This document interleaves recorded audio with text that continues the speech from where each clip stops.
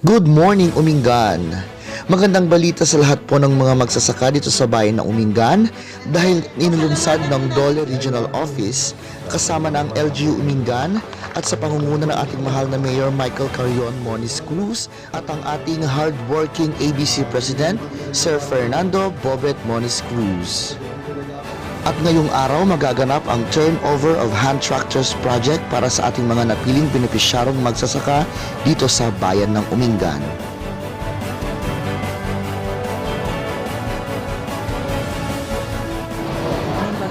Kay Amina po po si Maan Avila, head po ng Eastern Pangasinan Field Office. Dito po kami ngayon para i-award yung 10 tractors para sa 10 Farmers Association natin dito sa Umingan. Per request po ng mga farmer associations natin, pinunduhan po natin yung mga 10 tractors na yan, na amount of 1.4 million. Ito po ay nanggaling po sa aming DILP or yung livelihood program ng Dole, at ang livelihood program ng Dole na ito ay i-cater po sa mga marginalized workers po natin na may mga association po na naka-register po sa Dole, at ito po ay binibigyan namin ng pondo or capital para makapag-umpisa po sila sa mga livelihood na pinopost po nila sa aming tanggapan. So eto po ngayon, i-award na po natin through LGU Umingan na laging kailangan kasi may ACP po ito, yung livelihood program natin, at si LGU Umingan nga po ang partner po natin para sa pag-implement ng livelihood program na ito. Siya ni Andres Araos Jr., Presidente ni Don Montano, Asosasyon Umingan Pangasinan. At dakil nga may tulong dito mawa mi nga hand tractor. Ken nagyamyaman kami tinted LGU, lalo na niya po Mio Ross.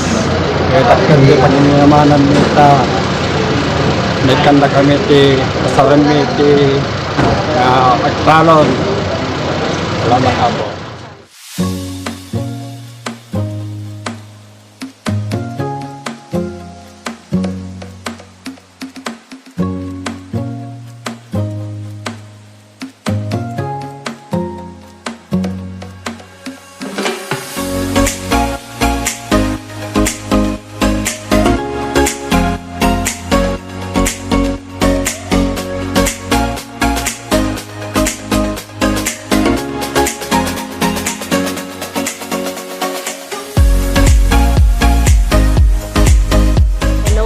Ako po si Levelyn Montemayor, President po ng Asosasyon ng Barangay Cabatuan. Ang aming pong asosasyon ay Cabatuan Farmers Association.